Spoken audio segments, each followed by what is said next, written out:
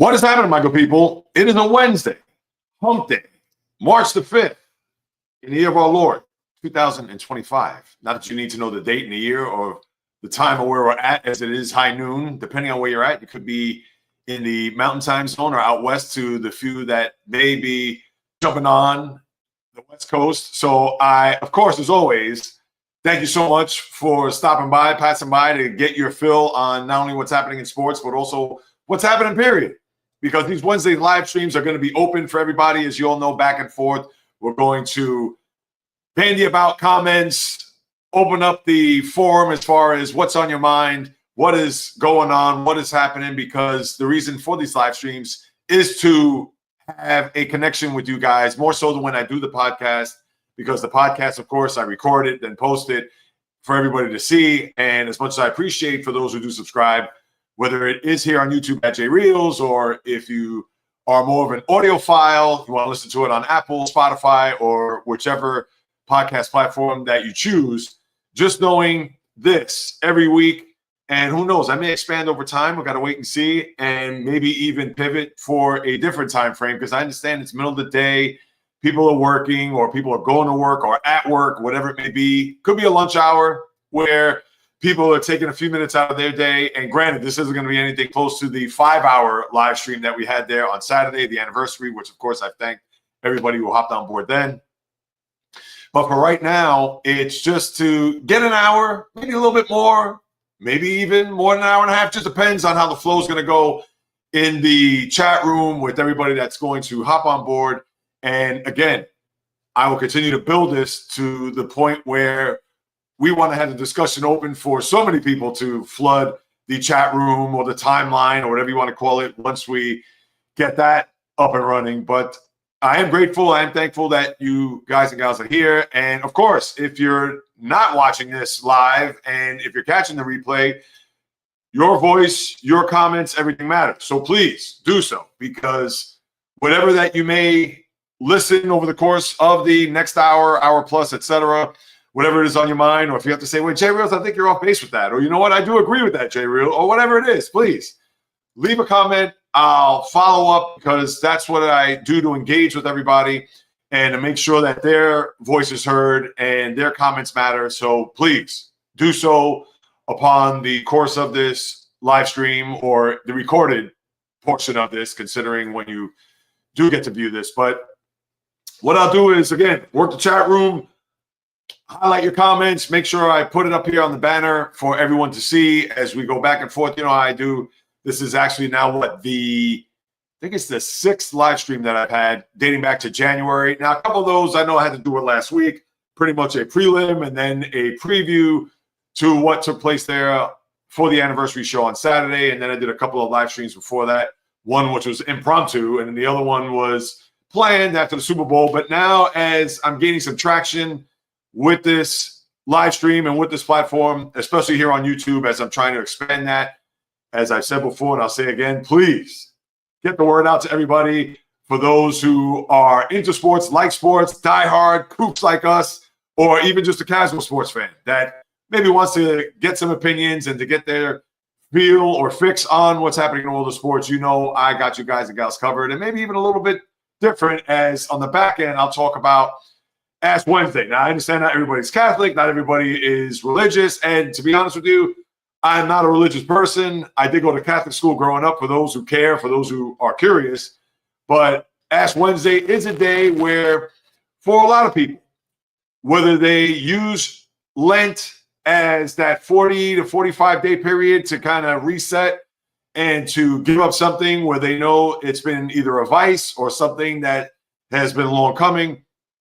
We'll talk about more of that on the back end as we will even unpack that. So again, it's not even a matter of being a devout Catholic or following a certain set of guidelines when it comes to whatever faith that you may follow. But to me, like I said, I'm not religious, not that I don't believe in a higher power or anything like that, but it all has to do with yourself, where you are in your life, your karma, your morals, values, etc. Maybe giving up something here. More of a spiritual existence for me, and I guess we're all living a spiritual existence, obviously in the human form. So with that being said, let's get right to it. What is happening? What is going on? What is the latest, greatest, and what's transpired here over the last couple of days? And although I'll have a podcast tomorrow, and maybe I'll touch on some of these things for tomorrow's podcast, like I mentioned earlier, Apple, Spotify, jreels.com is the website, as well as the YouTube channel at jreels, as we all know.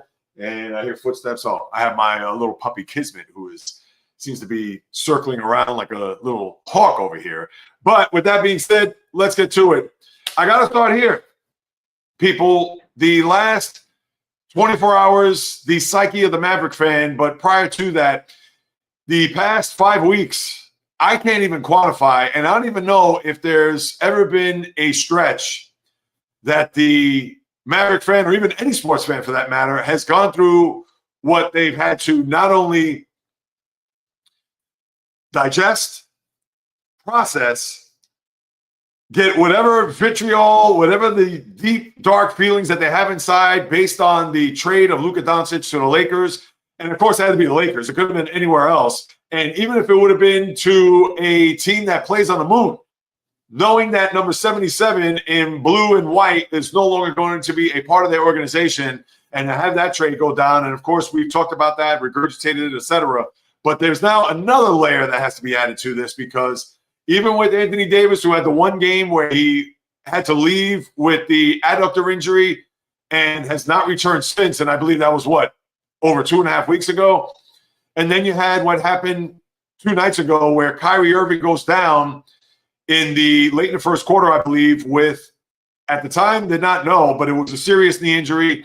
He did take those 2 free throws after getting fouled, and you knew at that point he had to go to the free throw line, and I'm sure he knew deep in his gut that the injury he sustained was something serious. But we know why he went to the free throw line, because there was a one guy in the heavens looking down on him, channeling his inner Black Mamba, whatever that may be for 0-1 Kyrie Irving. But you knew Kobe was looking down on him and said, you better take those damn free throws. And if you don't make them, then shame on you.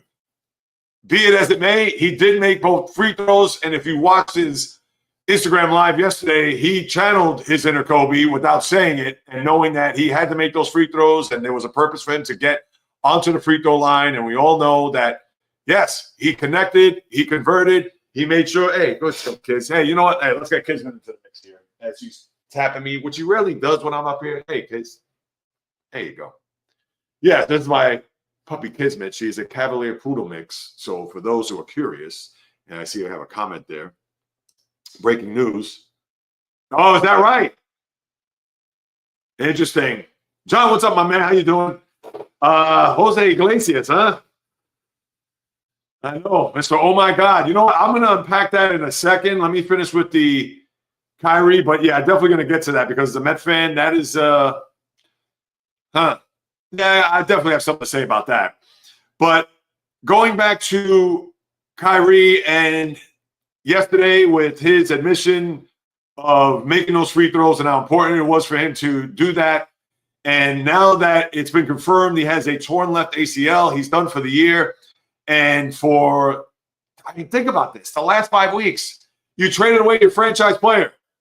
And no, it's not Mark Cuban. And you got to wonder whether or not, if Mark Cuban was still, as she's licking my laptop here, you got to wonder whether or not, if Mark Cuban was owning this franchise, would he have traded away Luka Doncic? I don't think so.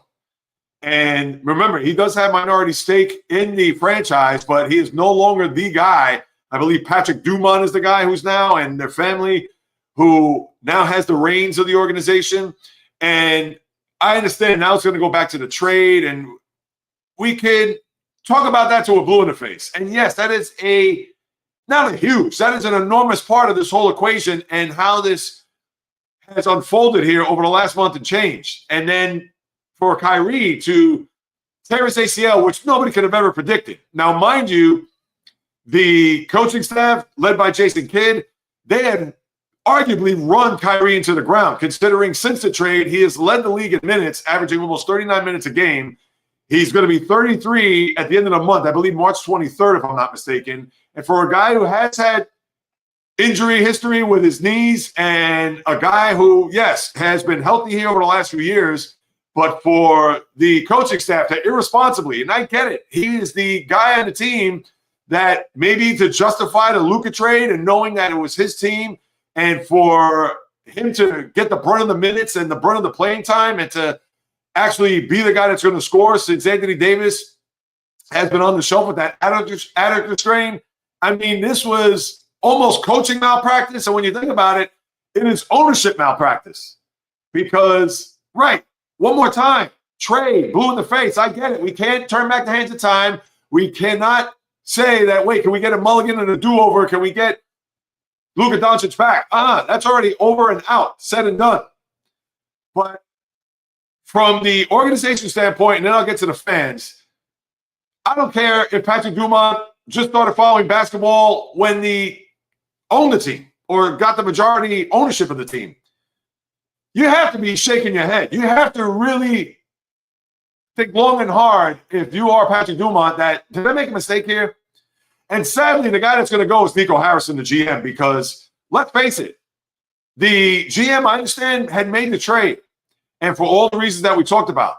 But this has to fall on the heels of the owner, because if the GM presented, and I'm sure not if, I would think that Nico Harrison presented to Mr. Dumont to say, we're thinking about making this deal. We understand we may not want to give our franchise player who would have been put up to the rafters in roller skates. Hall of Fame, his number would have been alongside Dirk Nowitzki, etc. No ifs, ands, buts, babies about it. But for him to present that trade to the ownership, you would think the ownership for 1 second said, I don't think that's a wise idea. I don't think that that's something we should do. If you feel like that's necessary, then okay, but I wouldn't do it.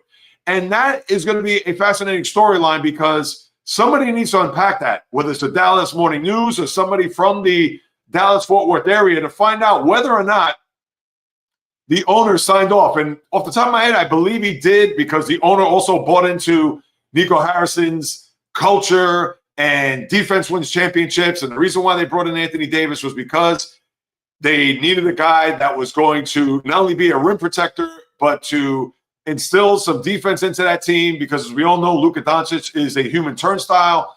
But even still, that was a scenario where if you're the owner, you'd have to either put the kibosh on that. And if you did sign off on that, then you know what?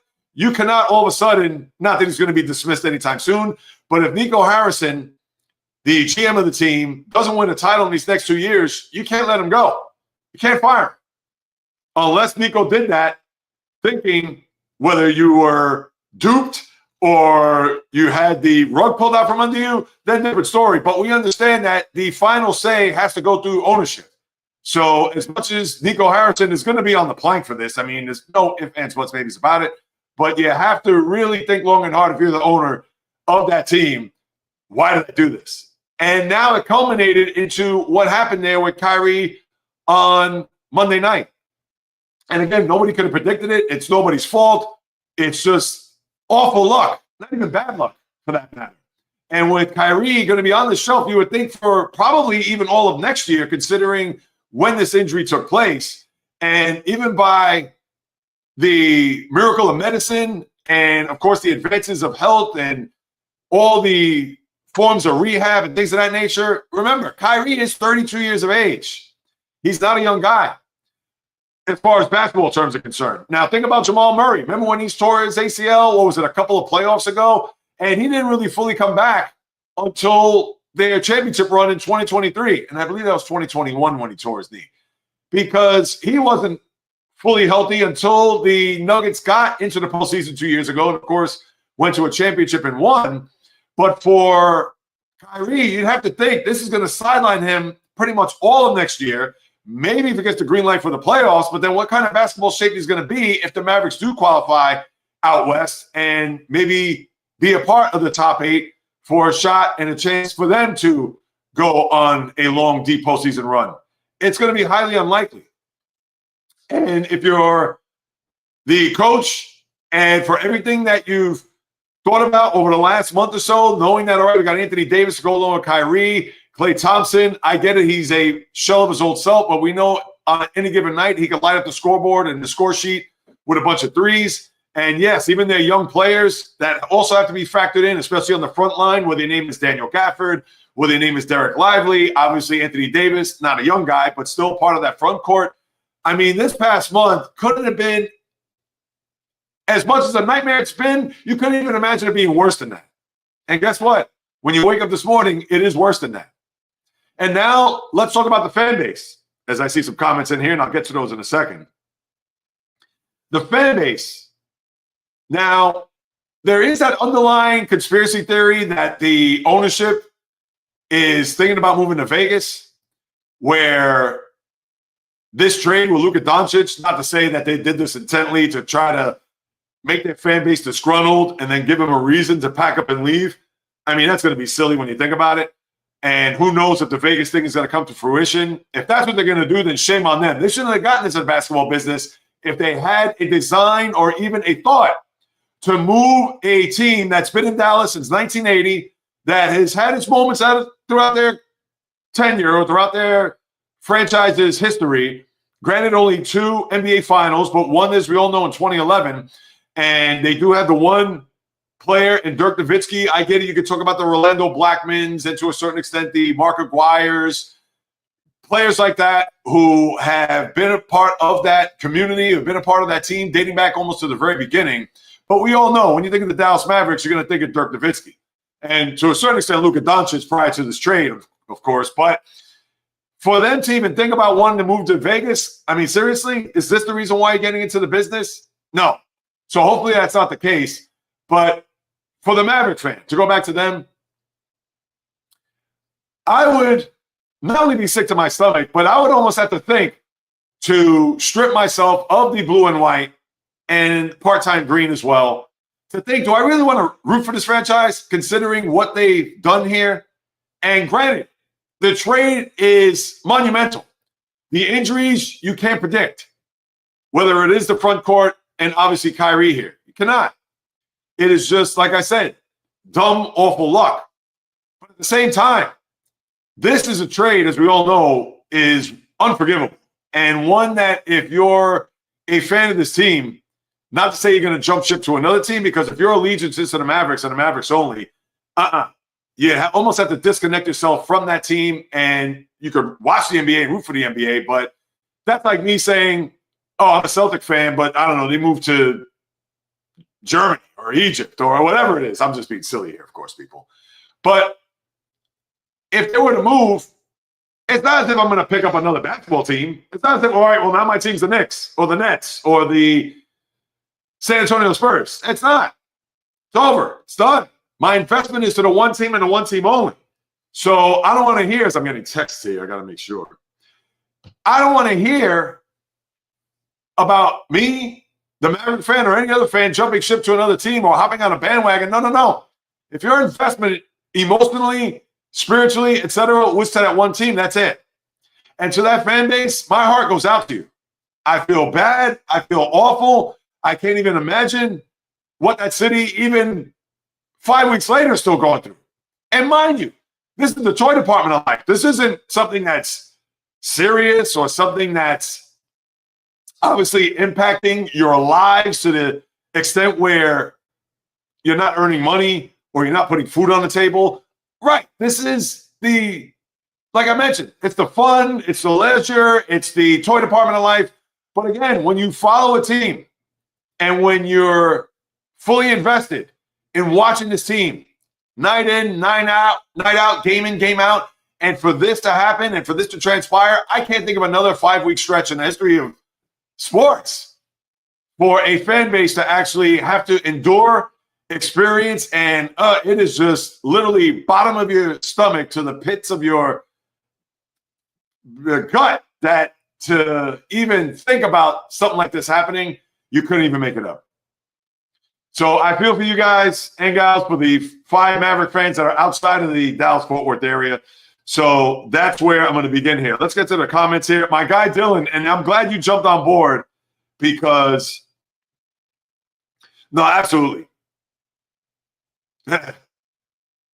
You can even, yeah, you can say that, Dylan. And Dylan goes way back to when I was doing Blog Talk Radio, The Final Word with J. Reels and JD. I go back more about a decade and a half with Dylan. So I appreciate you jumping on board, my man. And yes, he also made a comment on one of my shorts there. I believe it was on Facebook, through Instagram. So, yes, I feel you. And then let's see, the big question, how does Mikal Bridges get 5 first-round picks in a trade? Oh, I know. Well, you're 100% right, Dylan. And here's the reason why. I don't want to say it's an easy answer, but this trade between the Mavericks and Lakers was done in clandestine, excuse me, let me enunciate properly, was done upon secrecy. Luka Doncic was not dangled to the other 29 teams in the NBA. Nico Harrison, I'm sure, reached out to Rob Pelinka, and of course they have a connection there, and for him to say, I'm going to present to you Luka Doncic for Anthony Davis solely because I want our team to be better defensively. And I'm sure he probably didn't say that, but if you read between the lines, that's what it is. And for Rob Pelinka, who in anyone's right frame of mind, I'm sure a 10-year-old would have said, yeah, I'll make that trade. Send Luka. In fact, I'll go pick him up on my scooter and bring him back from Dallas to LA. Because that is part of this controversy here. Because as we all know, if Luka Doncic was on the market, there would have been a lot of teams lined up to get Luka. And I'm sure there would have been first-round picks from here to eternity. Swap of picks, unconditional picks, etc. Because even though Luka Doncic is a guy that, with all the rumors about him smoking hookah and drinking beer and out of shape, and all that can be factual. But even then, he's still a top 5 player in the sport. And people could say, well, hey, he could be the top player in the sport if he conditioned himself right and got himself physically fit, etc. Well, if you're in the top 5, you're only 3 or 4 away from being number 1. And I get it that one day he's going to be an MVP. And unfortunately, it's going to be in the purple and gold and not in the blue, green, and white. But still, I know. And I'm going back to the trade here, and I get it. Dylan, you're 100%. If Mikal Bridges goes for 5 first-round picks to the Knicks, right across the bridge, how does Luka go for 80, Max Christie? 100%. And unfortunately, that deal was made strictly between those two teams, because if the word would have got out, and that's why I said clandestine, because this was, you talk about under lock and key. I'm sure at Fort Knox, you had a better chance of breaking into that, to break out all the gold and all the booty and the money, whatever, than to find out whether or not Luka Doncic was going to be on the block here.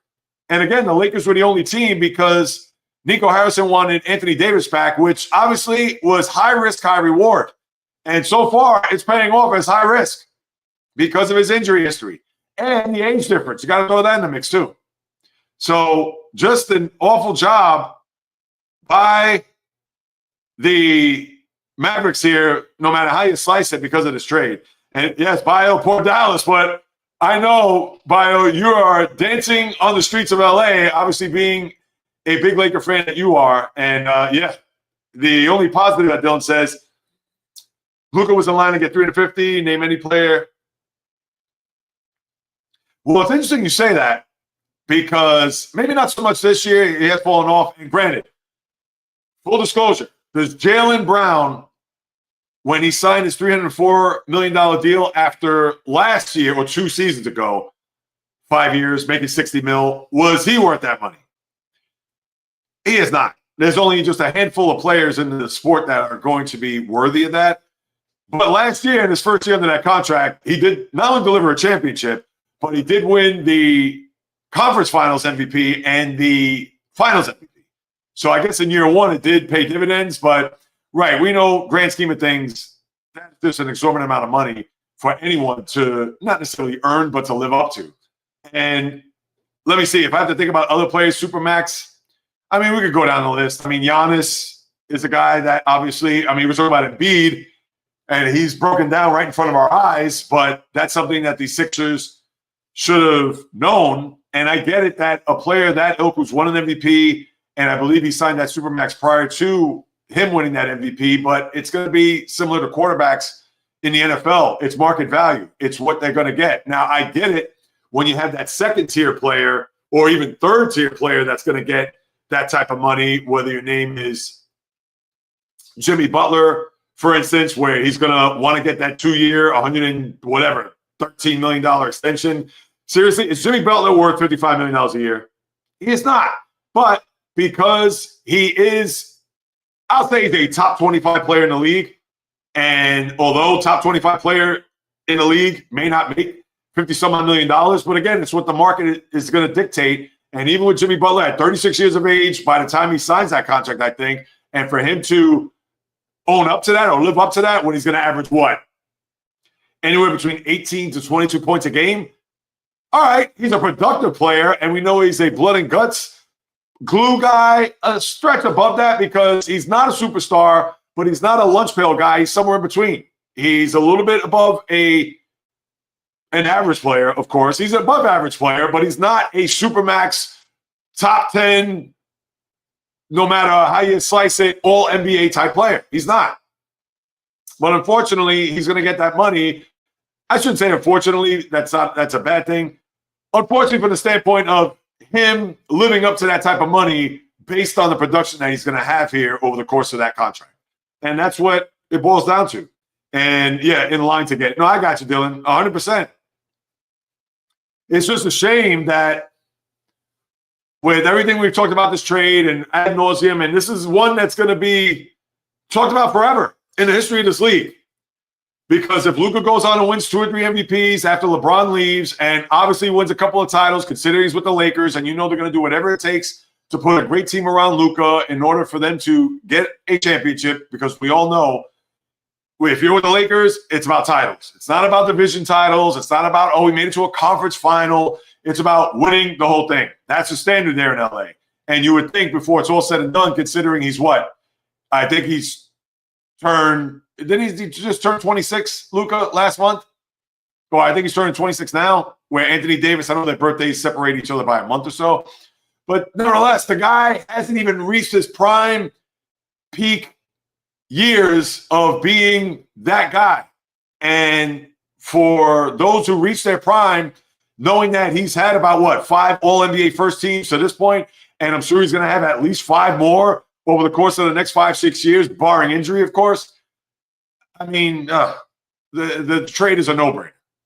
And that's why this is going to just ring true for the rest of, as long as Luka's playing in the NBA, how bad this trade is going to be. Unless the Mavericks next year, if they're 100% healthy and they win back-to-back titles, then maybe that would justify it. But as we all know, the likelihood of that happening are very slim and none. All right, I want to go back to, before I get to a couple other things, what Jonathan wrote here as far as Jose Iglesias signed with the Padres. And it's interesting, too, because in the last 24 hours, and I talked about this on Monday's podcast and even on the live stream a few days ago, how the Mets needed pitching depth because, as we all know, their rotation is a lot to be desired. And there was another Jose out there, Jose Quintana, that could have been for the cheap. And considering what he signed for with the Brewers in Milwaukee, makes you think, what were the Mets doing? All right, we'll put that aside. Jose Iglesias. He was a guy that arguably, as crazy as this may sound, arguably behind Francisco Lindor was the MVP of the team.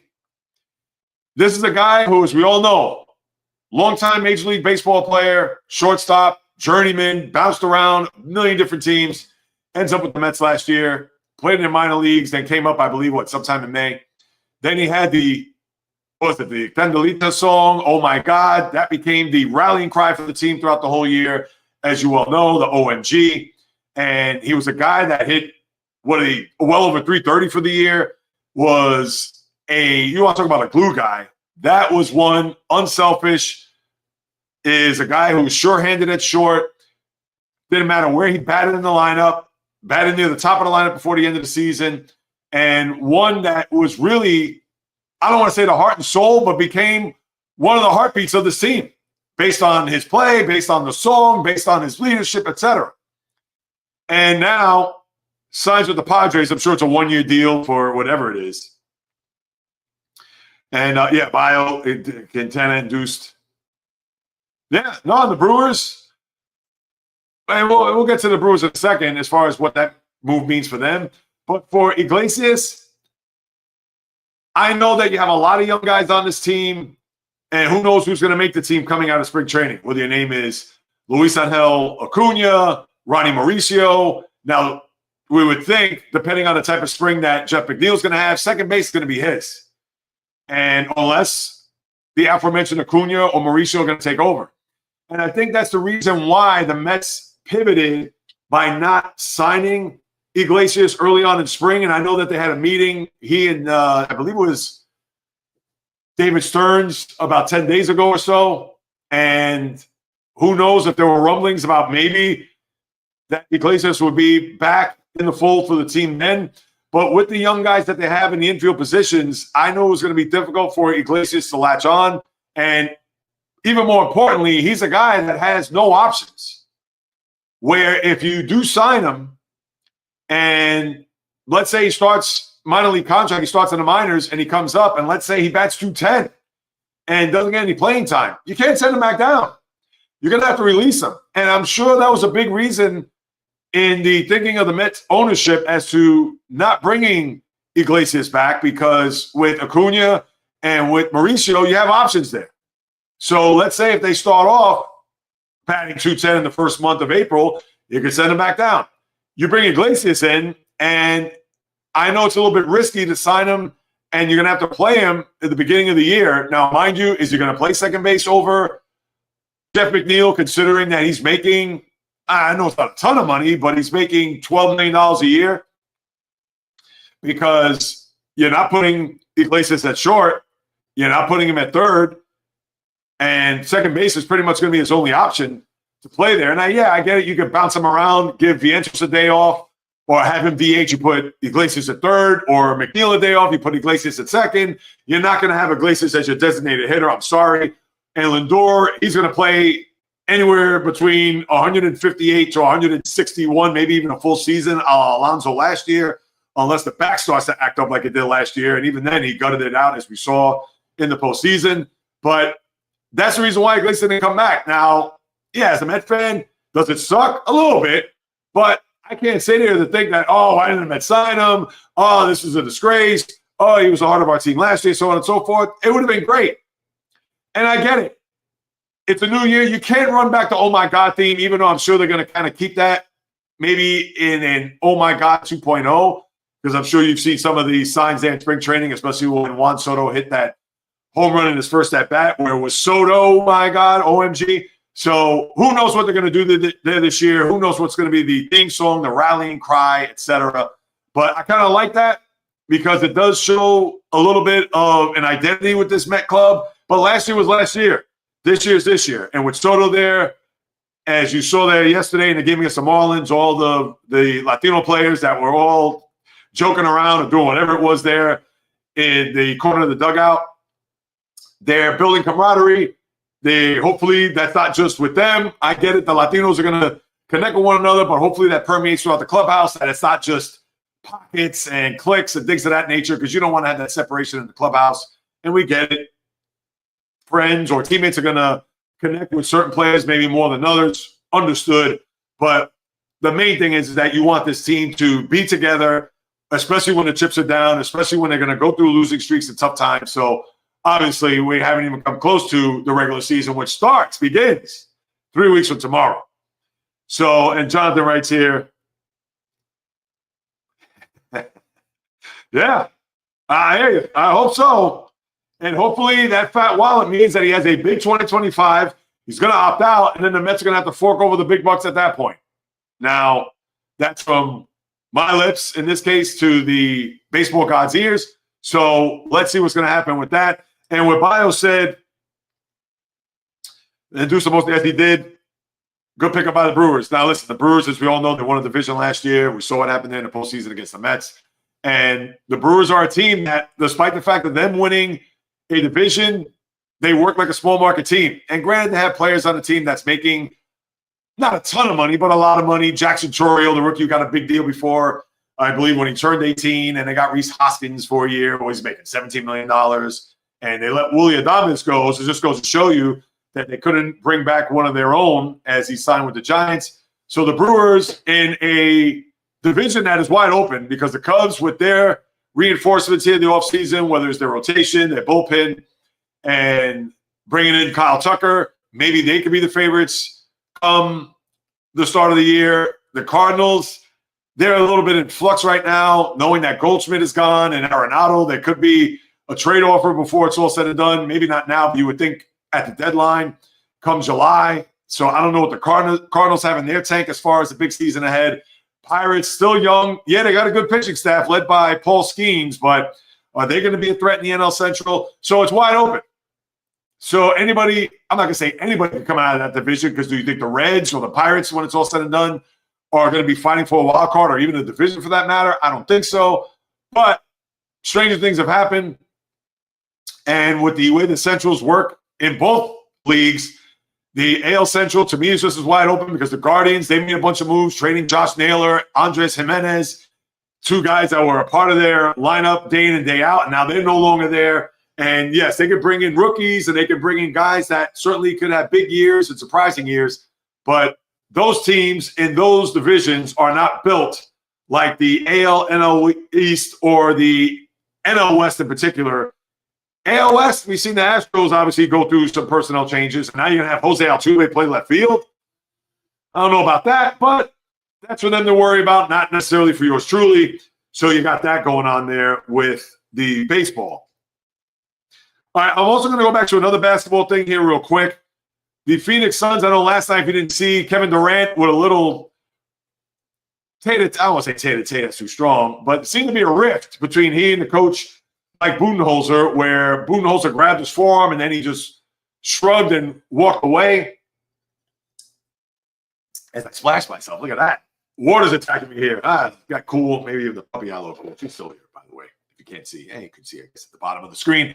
But for Durant, in the postgame, he came out and said that it was just two guys in the heat of the moment, both competitors, etc., as the Suns win 119-117. And for the Suns, can they save their season? They've underachieved. They've been, quite frankly, the most disappointing in the sport. Now they're, 3 games behind the final spot, the 10 seed there, the Mavericks in the Western Conference. Do I think they are going to go on a run and sneak in or get into the play-in tournament? I don't think so. I still need to see a lot more than what I saw there last night. So for the Suns, all right, maybe this is the turning point in their season to kind of show the world that, yes, we do have an all-timer in Durant. We do have a borderline all-NBA player, and I believe he was an all-NBA player 2 years ago, and a one Devin Booker. And they do have a former all-star and good shooter in his own right, and a one Bradley Beal. Does he care? That's a whole other set of encyclopedias. But for the Suns, if this is going to be their breaking point, if this is going to be their turnaround, this has to be it. After last night's win against the Clippers and what you saw there by the bench, I was going to say on the sidelines, but right there on the bench between Durant and Budenholzer. So let's see if that's going to be the case. I don't believe that's going to be the case as far as the Suns saving their season and making it into the postseason, but who knows? Stranger things have happened. Now, a new NFL season begins next week.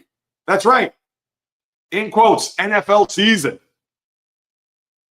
Of course, the schedule isn't out. We know that's going to start in September in Philadelphia, that first Thursday of the 9th month of the year. But with free agency, player movement, maybe some trades along the way, you're going to see a lot of that come a week from today. And I'm sure you're going to hear a lot of it at least 24 hours prior to, because just like we see in the NBA, and more so with the NFL now, as a lot of these signings are leaked prior to the window or the curtain raising on a new NFL season. But one thing is for certain, Saquon Barkley signed a 2-year extension, 2 years at $41.2 million, the richest contract by the NFL that was given to a running back. And when you look at the year he had, do I even need to revisit it? Not only did it culminate in a Super Bowl win, but we saw the rushing numbers throughout the year. Rushed for 2,000 yards, the most amount of rushing yards in a season, including the playoffs as well. And for Barkley, he gets paid handsomely. And kudos to the Eagle front office for ripping up the contract and giving him that extension. And you kind of wonder, the Derrick Henrys of the world and guys like that, are they maybe not stewing, but deep down inside, they're thinking, can I get that type of deal? Well, until you get to and win the Super Bowl, then maybe, just maybe, the organization will open their lens up a little bit. And as you saw there with the Eagles, I'm sure that was just another dig at the Giant fan base, knowing that the Giants in his last year of a contract, they paid him, what, $11 million? And we get it that the running back position isn't valued, certainly not like the quarterback, but not like a wide receiver or a left tackle or a pass rusher or a safety. Understood. But Barkley secures the bag in more ways than one. His work did the talking on the field, and the front office put their monies where their mouths are. And now you have Barkley there getting the payday that I'm sure not only he deserved, but he was anticipating dating back to his days at the Giants. Like I said, or as you see there, 2 years, $41 million, and that $36 million extension. And then you had some cuts here along the way, whether your name was Darius Slay of the Eagles, and even though I'm sure they may try to bring him back, but for Slay, in that contract, I'm going to put her down here. She's scratching to get down.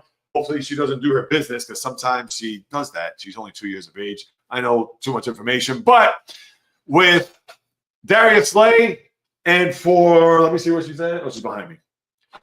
For Slay, and then also Devontae Adams, the Jets cut him, released him yesterday, no surprise. So you're going to see a lot of cuts between now and next week.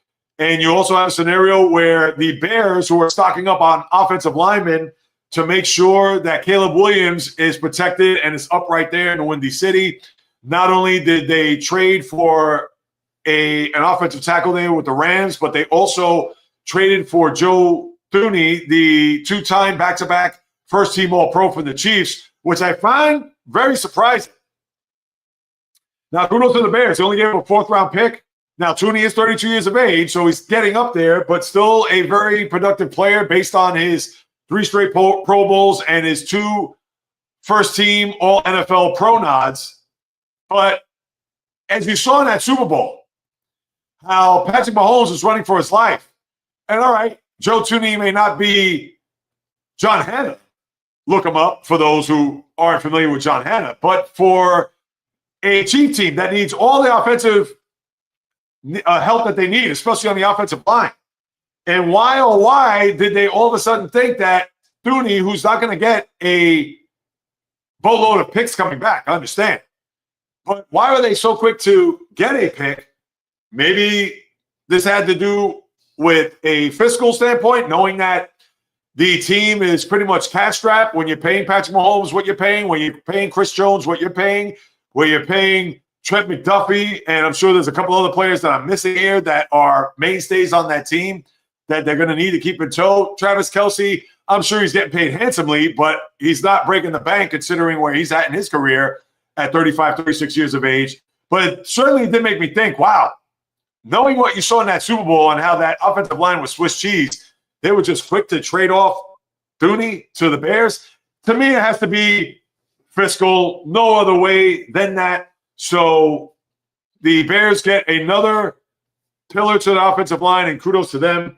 So we're going to get to see what's going to happen a week from now, and I'm sure when I'm back here on the live stream, you're going to – I'm just keeping an eye on her. Yeah, I think she's going to do something bad. Yeah, I'm watching you, kids.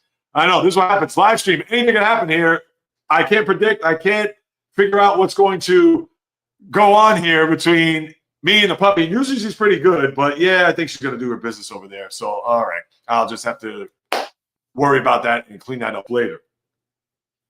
But for the NFL, I know they're going to be front and center. They're going to suck the life out of the sports news, and a lot that's going to happen there with the scenario on the Shield, the NFL. But with that being said, we certainly have a whole week to discuss. And I'm going to get to one other topic here. Let me just make sure that everything's okay there. So if you could just bear with me for a moment, let me just pull up a banner just to make sure. Give me 2 minutes. I'll be right back, as I just need to tend to make sure that there were no accidents taking place in the other side of the living room. So stand pat. I'll be right back.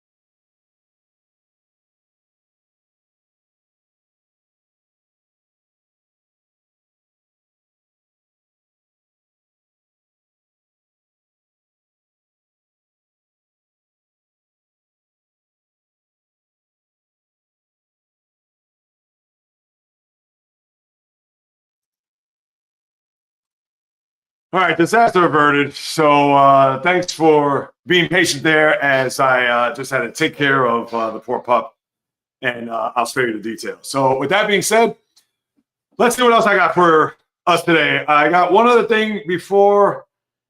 Just taking a look here.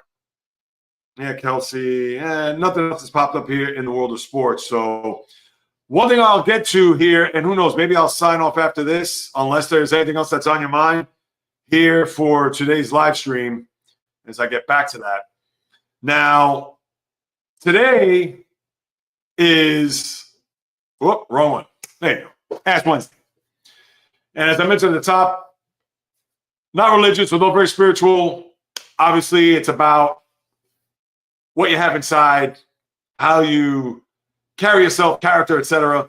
So, although I do believe in a higher power, but this isn't a day that go to the church, ashes, etc. And for those who do, fantastic. But I wonder if there's anyone out there who's going to, and I don't know if Jonathan's still with me. I see I got one person in the room. What is it that you're going to give up for Lent? Is there any thoughts about that? Or even if you don't practice that, maybe because of the day, you may think, oh, yeah, maybe I should give up something, whatever that may be, whether it's a vice, whether it's something that, you know, you need to just give up for the next month and a half or however long it is. I know you say 40 days, but it's usually 45, 46 days, whatever it may be. So kind of curious. Is anybody out there looking to give up something here over the course of the next 5-6 weeks or so? Me?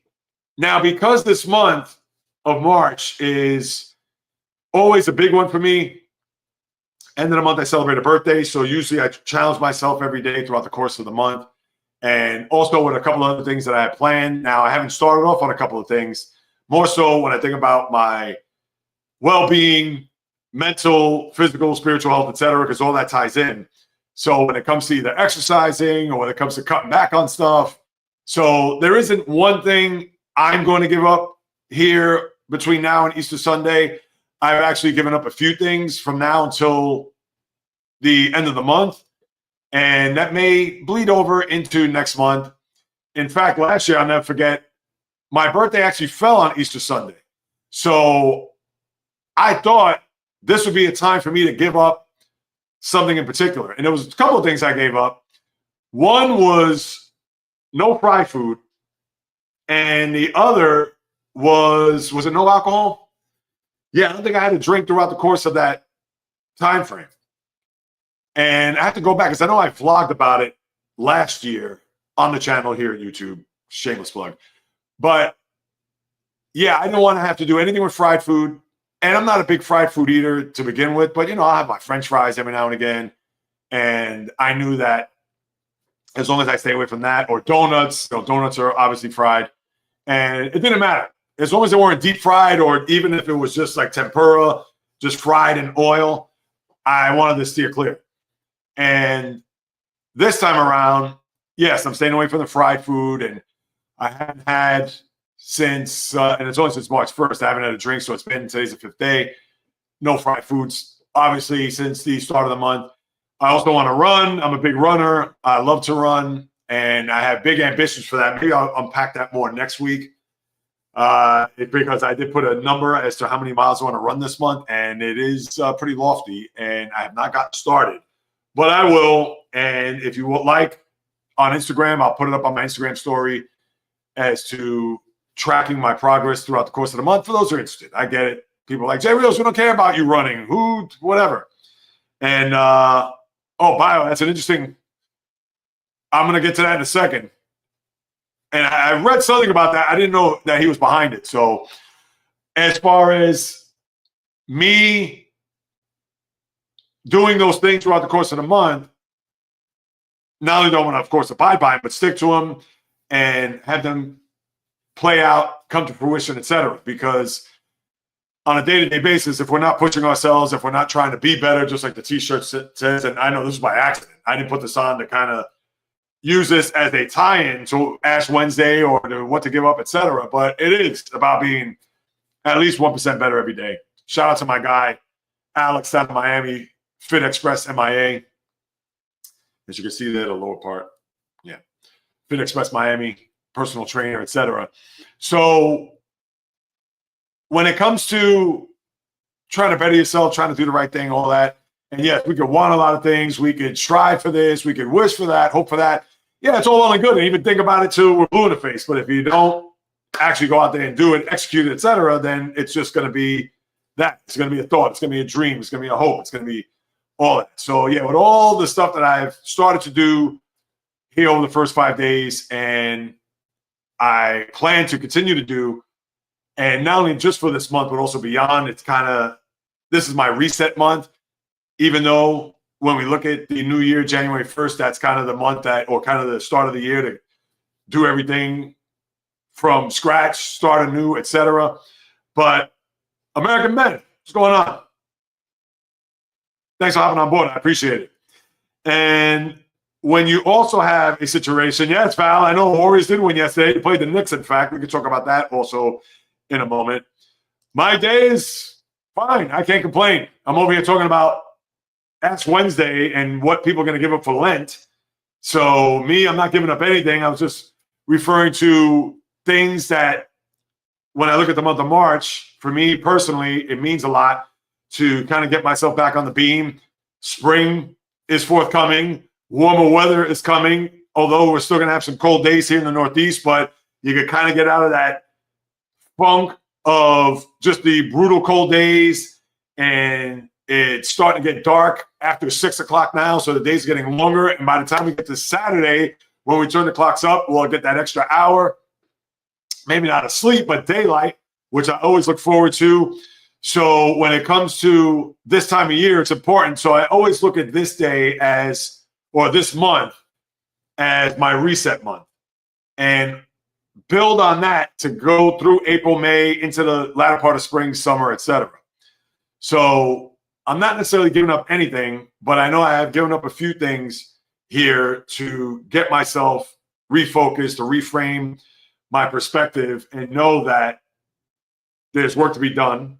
Or to my guy Bio, the immortal words of Kobe Bryant, the job's not finished. And the thing is, we could have the best day in our lives. We could do everything that's on our to-do list. We could have a great day at work. Yes, I crushed that workout. Oh, wow, I have a particular goal or a dream that I want to do, a side hustle or this or that, whatever. And you could accomplish that all in one day. But guess what? God willing, you wake up tomorrow and you got to do it all over again.